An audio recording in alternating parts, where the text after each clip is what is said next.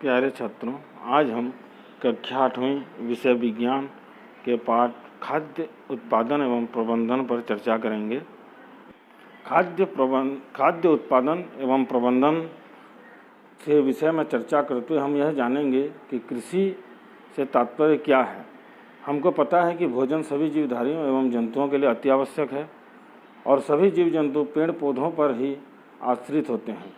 प्राचीन काल से ही मनुष्य जो है अपने भोजन का उत्पादन स्वयं करते आया है।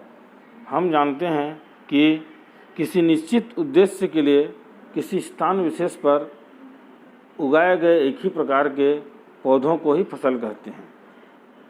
ध्यान से सुना बच्चों कि किसी निश्चित उद्देश्य के लिए किसी स्थान विशेष पर उगाए गए एक ही प्रकार के पौधों को फसल कहते हैं। जैसे कि हमको पता है खेतों में हम धान लगाते हैं, टिकरा फसल जो है मूंग, उड़द, मूंगफली, ये सब हम क्या है एक ही प्रकार के प्रजाति के पौधों को खेतों में लगाते हैं। यही फसल की प्रक्रिया होती है।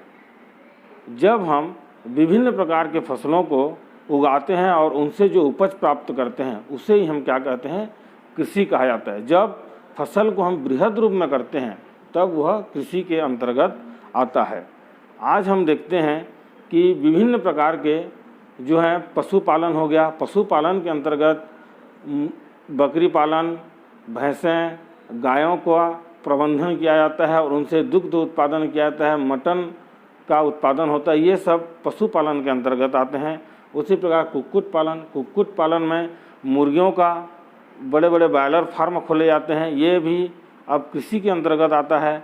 मत्स्य पालन में मछलियों को तालाबों में या नहरों में क्या करते हैं, उसका हम उत्पादन करते हैं, उनका पोषण किया जाता है और फिर वो भी फसल का रूप लेता है। मधुमक्खी पालन किया जाता है। मधुमक्खियों के जब प्रबंधन करते हैं तो उससे शहद पाया जाता है, वही मधुमक्खी पालन कहा जाता है। आजकल मशरूम का भी उत्पादन बहुतायत कृषक लोग कर रहे हैं। ये सब कृषि के अंतर्गत ही आता है।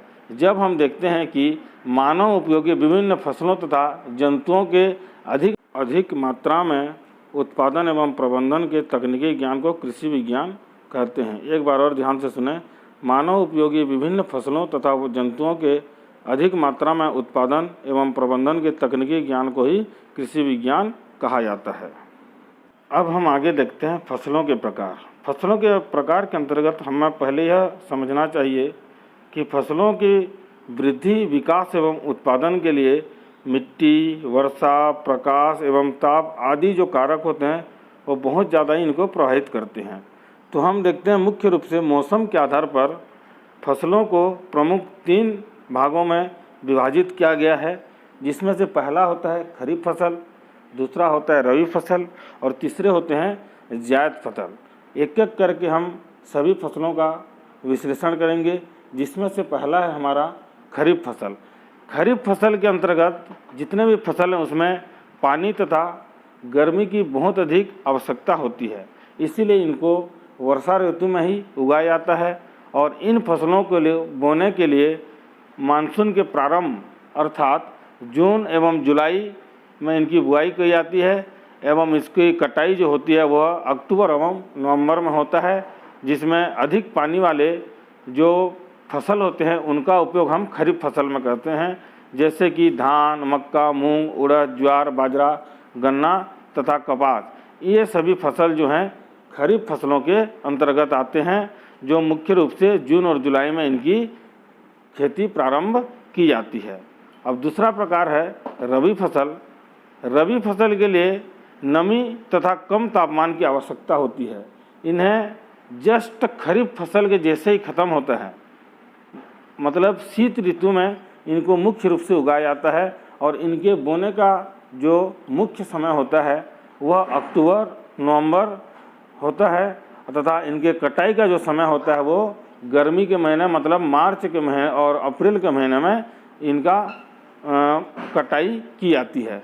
तो हमारे छत्तीसगढ़ प्रदेश में जो है मुख्य रबी फसल के रूप में गेहूँ, चना, सरसों, तिवरा, मसूर, अरहर, कुल्थी, अलसी, कुसुम आदि अन्य प्रकार के और भी हैं, उनका यहाँ पे फसल उत्पादन किया जाता है। जो जायद फसलें होती हैं, तीसरे प्रकार की फसल है जायद फसल। जो कुछ ऐसे फसल होते हैं जो जिनके लिए शुष्क जलवायु जो होती है वो बहुत ही अच्छी होती है। इन्हें प्रायः जो है हमारे भारत में दिसंबर से लेकर फरवरी के महीने में बोया जाता है तथा मार्च मई के महीने में ये फसलें तैयार हो जाती हैं। ये जो जायद फसलें होती हैं हमारे छत्तीसगढ़ में मुख्य रूप से महानदी, शिवनाथ नदी, बड़ी बड़ी नदियों के आसपास की जाती हैं। खरबूज, तरबूज, ककड़ी, सूरजमुखी, मूंगफली आदि ये सभी होती हैं।